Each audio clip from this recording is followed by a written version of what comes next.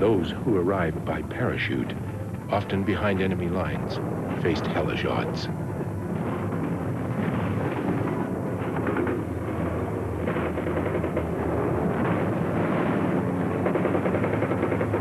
In this cauldron of war, this field of blood and courage, and ultimate victory over tyranny, Canadian paratroops established a reputation and a tradition those who follow would uphold.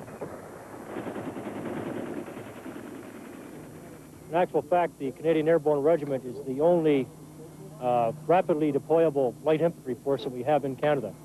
It's a very highly trained, mobile, and versatile organization. Our specialities range from jungle, mountain, winter warfare, and these type of operations. Not to say that the other infantry units in Canada couldn't carry out those operations, but we're the only ones that, as a whole, can do all of them inside one unit. Outside the military community, few Canadians are aware of the high state of battle readiness maintained by their airborne troops. They train constantly, but in remote areas, far from public view.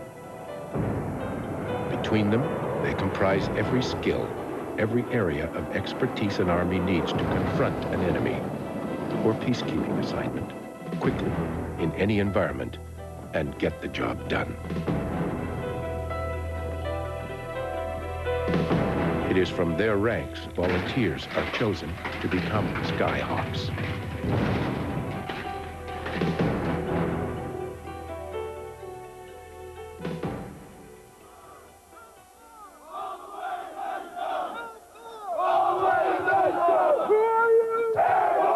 It is 5 a.m. A group of trainees begins the basic parachute course. This is the Airborne Center at Canadian Forces Base, Edmonton. The start of a long, tough road a soldier must take to become a Skyhawk.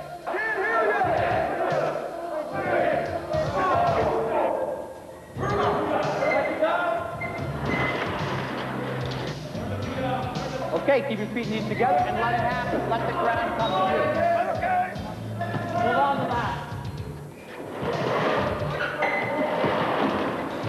Go! Go! Let's go! Let's go! 3,000! 3,000!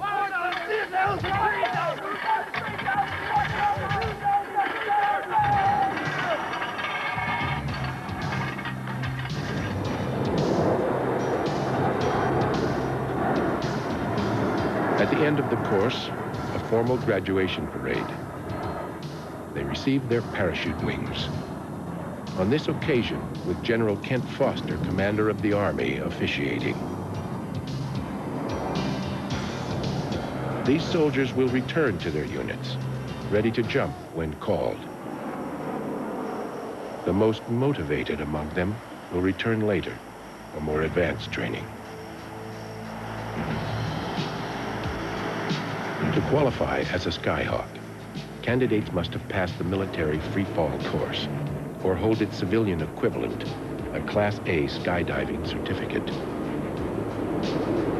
They jump at the safe upper limit of atmospheric oxygen, around 12,000 feet. They literally learn to fly while falling at up to 220 kilometers an hour. The cylinder contains equipment they'll need on the ground. The Canadian idea being adopted by airborne forces around the world.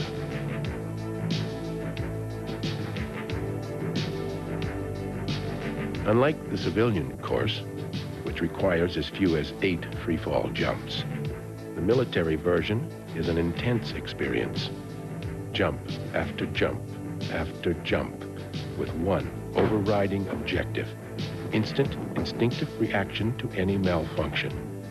Time is too short to think about problems first.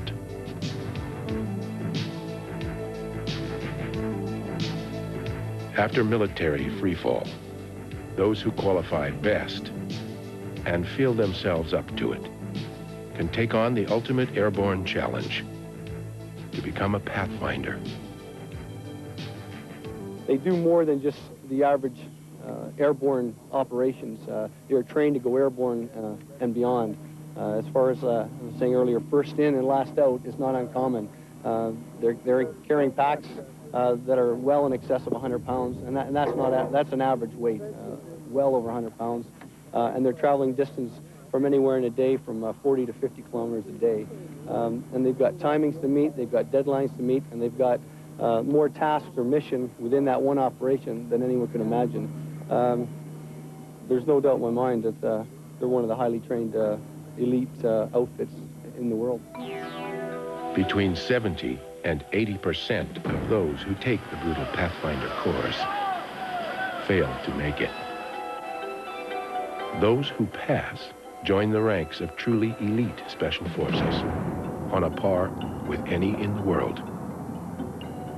They are the kind of soldiers who can jump at 30,000 feet at night, then fly 30 or 40 kilometers, silent and unseen, to a drop zone behind enemy lines and secure it.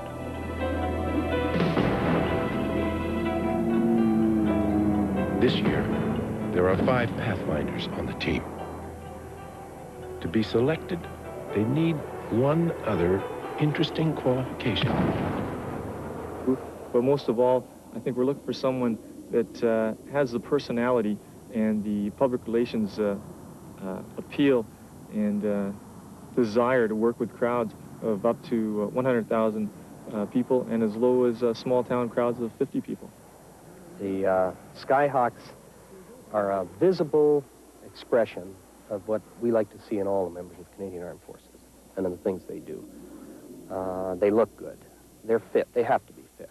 They lead healthy lifestyles. They have to do that or they can't keep up with the pressures that are put on them over an 8-month season. They do things that are exciting. They're brave.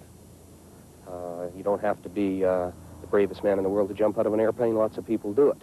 But to do some of the things they do, you have to have a certain amount of courage. They're self-confident. They're people that know what they're doing with their lives. And I can't think of a better role model for the youth of Canada. And that's the type of people that we'd like to see coming into the armed forces.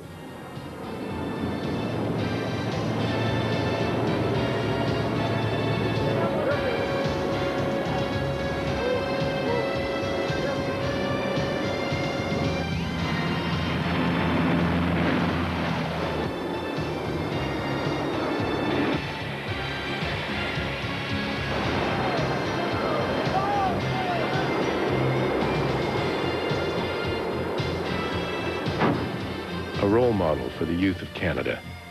This is what the Skyhawks are all about. A symbol of exciting careers in the armed forces. Not your usual public relations men.